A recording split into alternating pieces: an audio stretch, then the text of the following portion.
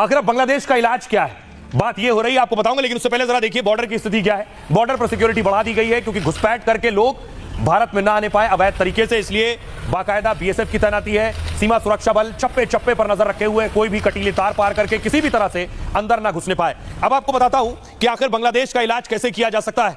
बांग्लादेश में कुछ चीजें बैन करने की जरूरत है, शायद वही बांग्लादेश का सही ट्रीटमेंट है। उनमें आलू प्याज, हर हफ्ते हजारों टन भारत से जाता है आलू प्याज, एक हफ्ते निर्यात रोक दें तो वहां हाहाकार मच जाएगा। शुभेंदु अधिकारी ने प्रदर्शन कर धमकी दी है कि नए साल से आलू प्याज का कारोबार हम बांग्लादेश को रोक देंगे। बांग्लादेश बिना आलू प्याज के कैसे रहेगा। दूसरी चीज जो भारत से जाती है वो चीनी बांग्लादेश भारी मात्रा में भारत से लेता है, करीब 4000 करोड़ रुपए चीनी भेजता है भारत चीनी भेजना बंद करेगा, वहां से मिठास गायब हो जाएगी। गेहूं चावल, भारत के गेहूं पर बांग्लादेश निर्भर करता है, भारत अगर भेजना बंद करे तो पाक जैसे हालात बांग्लादेश में हो जाएंगे। बांग्लादेश में मछली चावल काफी खाया जाता है और भारी मात्रा में चावल वो भारत से लेता है। बांग्लादेश कपड़ों का बड़ा निर्यातक है, बात कपास की कर रहे हैं। कपास अगर बंद कर दे, कपास यानी रॉ कॉटन भारत देता है, हर साल 13,000 करोड़ का कपास भारत भेजता है और कपास भेजना बंद करेगा तो बांग्लादेश का काम ठप हो जाएगा। निर्यात तो छोड़िए, अपने लोगों के कपड़े तक का इंतजाम नहीं कर पाएगा। सुनिए जरा क्या कुछ कह रहे हैं इमरान मसूद और गिरिराज सिंह। लेकिन वहां की सरकार जो है फांसीवादी हो गई है और वहां की सरकार वहां के अल्पसंख्यकों को रगड़ना चाहती है। तो मैं तो आज कॉल दिया, भारत सरकार को चाहिए कि बहुत सख्त एक्शन ले। अगर बांग्लादेश नहीं मानता तो बांग्लादेश के साथ सारे संबंध तोड़ने का काम करे। सरकार पहल तो करे, फैसला तो ले, या सिर्फ हम पर ये गोलियां हैं और हम पर ये सारे के सारे वो हैं, कुछ करके तो दिखाएं। बांग्लादेश में जिस तरह से कट्टरपंथी हावी है, हिंदुओं पे अत्याचार कर रहा है, उन्हें वैधानिक तरीके से आने की भी छूट नहीं दी जा रही है, संतों को बंद कर दिया गया है, उसका भी पता नहीं है। भारत सरकार ने कड़ी फटकार लगाई है, लेकिन दुनिया के लोगों को भी अब बांग्लादेश में हस्तक्षेप करना चाहिए। और आइए खबरों में आगे बढ़ते हैं। बात बाबा बागेश्वर की। बाबा बागेश्वर को हत्या की धमकी दी गई। बाबा बागेश्वर अब तक हिंदू जोड़ो यात्रा निकाल रहे थे। 9 दिन की बाबा की यात्रा थी, बड़े बड़े सेलिब्रिटीज भी बाबा की यात्रा में आए और बाबा ने इस यात्रा के दौरान बहुत से इंटरव्यूज, बहुत से बयान दिए। एक बयान को लेकर बवाल है, अगली तस्वीर दिखाऊं। ये जिन्हें आप देख रहे हैं ये बरजिंदर सिंह, सिख कट्टरपंथी, जो बाबा बागेश्वर को इंदिरा गांधी की तरह मारने की धमकी दे रहे हैं। ये रिपोर्ट देखिए, फिर बताएंगे बरजिंदर कौन है।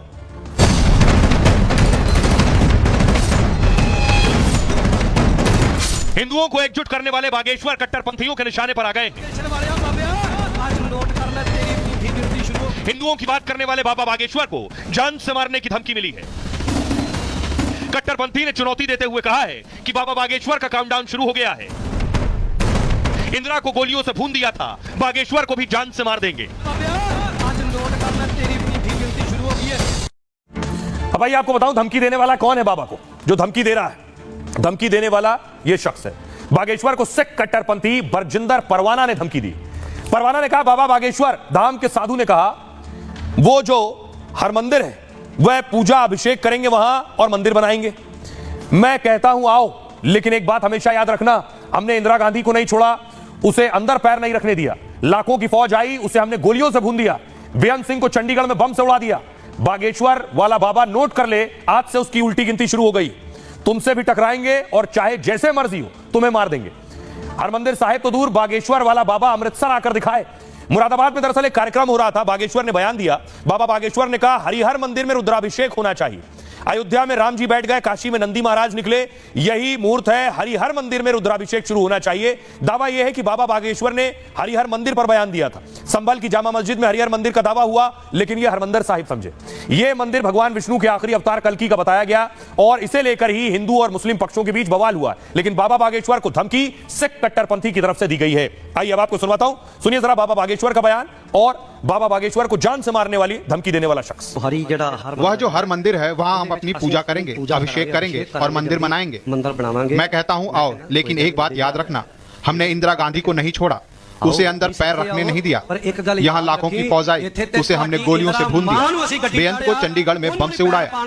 बागेश्वर वाला बाबा नोट कर ले, आज से उसकी उल्टी गिनती शुरू हो गई है। तुझसे भी टकराएंगे और चाहे जैसे मर्जी तुझे भी मार डालेंगे। तू आ तो सही, हरमंदिर साहिब तो दूर, बागेश्वर वाला बाबा अमृतसर आकर दिखाए। और आपको जल्दी से बताऊं ये बरजिंदर परवाना है कौन, जो बाबा बागेश्वर को मारने की धमकी दे रहा है। बरजिंदर परवाना पंजाब में सिख कट्टरपंथी है। वो खालिस्तान समर्थक अमृतपाल का करीबी है। परवाना पर भड़काऊ भाषण देने के आरोप लगे और सोशल मीडिया पर बहुत सक्रिय रहता है। पटियाला हिंसा मामले में गिरफ्तार हो चुका है। जर्नैल सिंह भिंडरेवाला को अपना आदर्श मानता है। परवाना 2007-8 के दौरान सिंगापुर गया था। वहां से करीब 1.5 साल बाद वापस पंजाब लौट आया। पंजाब लौटकर दमदमी टकसाल राजपुरा जत्था बनाया और इसके बाद खुद इस जत्थे का मुखिया बन गया। कृषि कानून के खिलाफ आंदोलन में परवाना शामिल था और फिलहाल परवाना ने बाबा बागेश्वर को हत्या की धमकी दी। आइए खबरों में आगे बढ़ते हैं। आज की एक और खबर है, दिल्ली में किसानों ने मार्च किया। तस्वीर आपको दिखाऊं, दिल्ली मार्च पर ब्रेक लग गया है और यह तस्वीर आप देख रहे हैं, दलित प्रेरणा स्थल में किसानों का मार्च हुआ। भारी भीड़ किसानों की देखने को मिली। किसान अपनी मांगों को लेकर दिल्ली का रुख कर रहे थे।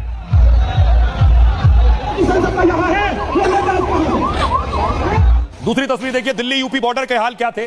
बैरिकेडिंग लगाई गई थी, किसान वो बैरिकेडिंग हटाने पर आमादा थे, दिल्ली में घुसने की तैयारी में थे।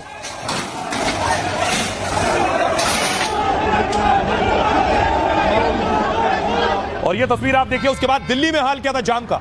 ये दिल्ली का ट्रैफिक जाम आपको मैं कालिंदी कुंज का दिखा रहा हूं। घंटों दिल्ली वाले परेशान होते रहे।